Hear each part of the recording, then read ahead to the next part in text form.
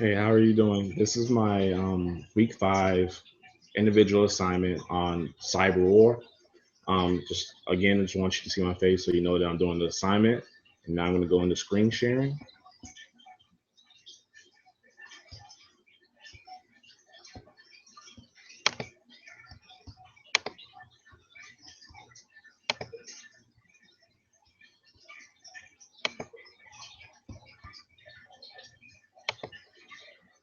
All right. My name is Sharif Jamo. Uh, my assignment was, researching a little bit of Cyberwar, giving a few summaries, and this was my PowerPoint.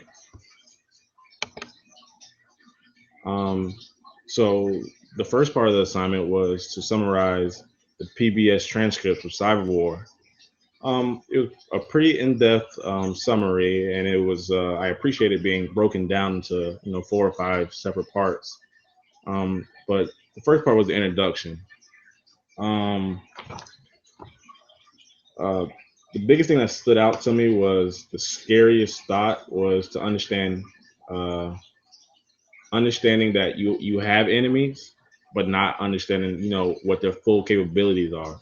Maybe in war you can just count the soldiers or the tanks that they have, or maybe in a football game you can kind of get a good idea of what you're looking at. But in cybersecurity, as I understand through the PBS transcripts, that in cyber wars, that you know you have enemies out there, but you don't know what they're fully capable of. Another big thing was, the internet could potentially be used for attacks. That could be the new war grounds. The new place where a lot of these wars take place, and that is potentially very, very scary just because the reaches the internet has. Um, Another big thing was critical infrastructures are highly vulnerable to attack. Infrastructures such as electrical power companies, finance companies, telecommunication, healthcare, transportation. It even says, according to Joe Weiss of Kima, one of the worst case scenarios is loss of power for 6 months. I cannot imagine going through 6 months with no power. That's outrageous. So you know, I'll further expand throughout the presentation. The warnings.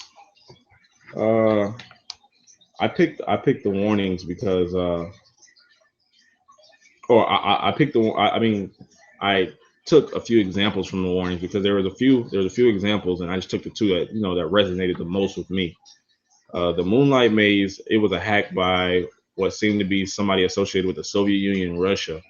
The hack left plenty of information found in NASA, the Pentagon, and the Energy Department database very vulnerable. More than likely, it was compromised. It was probably stolen or maybe copied in some way, and I'm sure that there was pretty sensitive information in those files.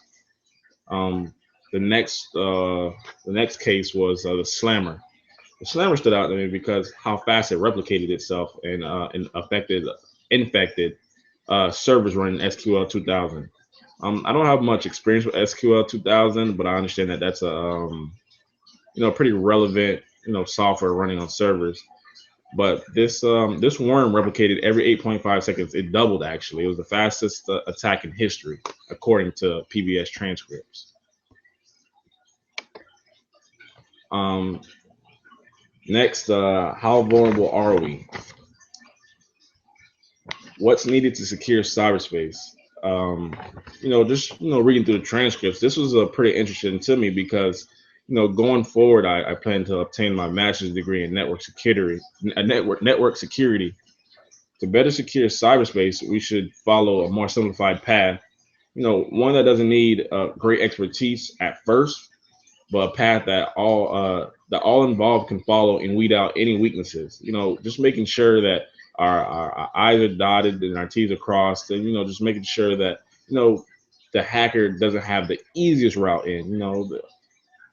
Being a hack sometimes is inevitable, but not giving them the easiest route, it may take a little longer. It may give us more time to develop our plans. We should understand as a people that any weakness in the system or networks will not be tolerated. After reading the remarks of the frontline interviewees, I got a general theme that it was time for a culture change just in general. My opinion on cyber war. Initially, before this, I couldn't say for sure that I had an opinion on cyber war. But now, I mean, in my opinion, I do think the government should take a more aggressive and proactive route in ramping up security systems and preventing any cyber wars. They have the means. We are not by far a poor country. We can actually pull some means from different sectors to develop this because at the end of the day, the consequences that could potentially be from a cyber attack are devastating, like I said before. After reading the signed PBS document, I now know extremely opinion. I am now extremely opinionated in the government stepping up in cyber war. I feel the government definitely has the means to upgrade any flaws that the frontline interviews have pointed out and should do so with great haste because of the potential consequences. Again, like I said, we're not a poor country, and given the potential consequences by some of the most brightest minds, we should, take heed from it and definitely step up as soon as possible. Um, Along with the government adopting a more proactive role, they should also educate the citizens as well. They'll maybe give citizens who really want to know about this stuff, because at the end of the day, they're protecting themselves. Give them a class or two for free online, or maybe at their local community colleges for them to attend and just educate themselves by setting up correct passwords, maybe multi encryptions on getting to sensitive information. Just things like that to keep themselves safe. According to Homeland Security, a more educated user leads to common mistakes being avoided. This is coming basically from the president himself almost. Homeland Security basically says you basically teach your man how to fish. You don't have to feed him. You know what I'm saying? You basically cut out any small mistakes and make it harder for any potential hackers. All right. The article that I chose was here's what a cyber warfare arsenal might look like. It was a very informative article on the current landscape of potential internet warfare and the ways the United States has been attacked, as well as the way the United States plans to shore up its cyber defense mechanisms. According to the article, it's been said that Barack Obama himself, the president of the United States currently, has had his email hacked by what's been traced back to Russia, China, or North Korea, but no official blame has been placed on either of those countries. So it's just like, yeah, I'm pretty sure you did it, but I'm not willing to start a war over it. Um, while there's not enough evidence to place the blame on either of the listed countries, the United States feels those countries have had a hand in some attacks. So yeah, like I said, pretty sure you did it. I'm not willing to go to war over it and risk innocent lives being taken. There is a plan in place to bolster an already amazing cyber strategy team at the Pentagon. This is what stood out to me the most out of the whole article. The estimated completion date of this super team is 2018 and is said to consist of 6,200 military civilians and contractors divided into 13 separate teams. These are going to be some of the biggest, baddest cybersecurity guys. This is basically like the all-star team in the world right here, and of cybersecurity. And completion date is 2018, so that's saying a lot because it's going to take them an additional 3 years to educate, find the right guys, team them up, get them ready. So that team, I'm glad to hear that Barack Obama, got that together. Well, President Barack Obama issued an executive order declaring a cyber attacks launched from abroad against U.S. territories. So I can't remember the exact year. I think it was last year, 2014, that Barack Obama issued an executive order, basically, you know, persecuting anybody associated, known to be with any hacker that has tried to harm the United States in any type of way. They'll freeze your assets. They'll jail you for up to life. Um, basically, basically trying to form a big deterrence from helping any of the cybersecurity folks. I mean, any of the hackers. My suggestions. If I was a leader of Homeland Security and they asked me for my suggestions, my first suggestion was to beef up security at home base. Home base, that's supposed to be your castle. That's supposed to be, you're supposed to find solace when you're at home. So you don't want to be have to worry about getting attacked in any shape, form, or way.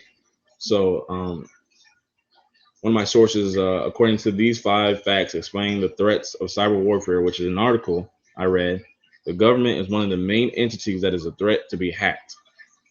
I would go through every single cybersecurity rule.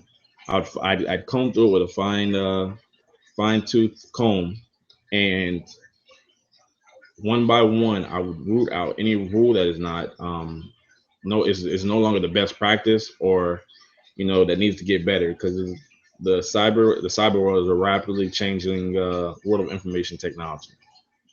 Next, I'd just be ready. You know, as the best countries, the best teams, the best entities. They pray for the best, but at the end of the day, they're prepared for the worst. Developing a worst case scenario and keeping it current would be at the top of my to do list. Just in case we do get hacked and maybe our power does go down for 6 months, I would like to be ready for that. I don't want to, have the United States, go into a frenzy, maybe start looting, companies, and maybe get some backup generators that support whole blocks of homes or something like that, to um, to just be ready. I'll create a department whose sole purpose is to find solutions to current and future viruses. So, when we are hit, or if we are hit, I would, we'd be able to pick those apart relatively easy. Um, According to the author of Is Cyber Terrorism the New Normal? Many of the past viruses that have given problems are being reincarnated, but bigger and badder. So basically, kind of in football. I always use football as an analogy. Previously, maybe 1970s, 1980s, we had some grade A athletes, but we didn't have the technology that we had today. And so as technology developed, our grade A athletes turned into like basically superhumans. So that's what people are doing today with viruses and malware. They're taking the old viruses, putting a extra spin on it, and then having to deliver the boom. So I would just have that solutions team study and find solutions to any viruses. Develop talent. Barack Obama's already started it. I uh, I applaud his efforts. I would, start developing people. I would give an incentive for, just like there's incentives for army and military guys who get the GI Bill, get the pension. I would give a same type of pension plan or the same type of incentive to guys who just want to do cybersecurity and just feel like they're the best at it and it's going to focus their lives on it. And that would help to develop talent, because sooner or later the guys that we have now, or the girls, the ladies that we have now, they're getting old, and sooner or later they're going to want to retire, and we need qualified candidates to step up in their positions. So that's why I'd say I develop the talent. Here's my works cited page. That's completion of my assignment. Thank you.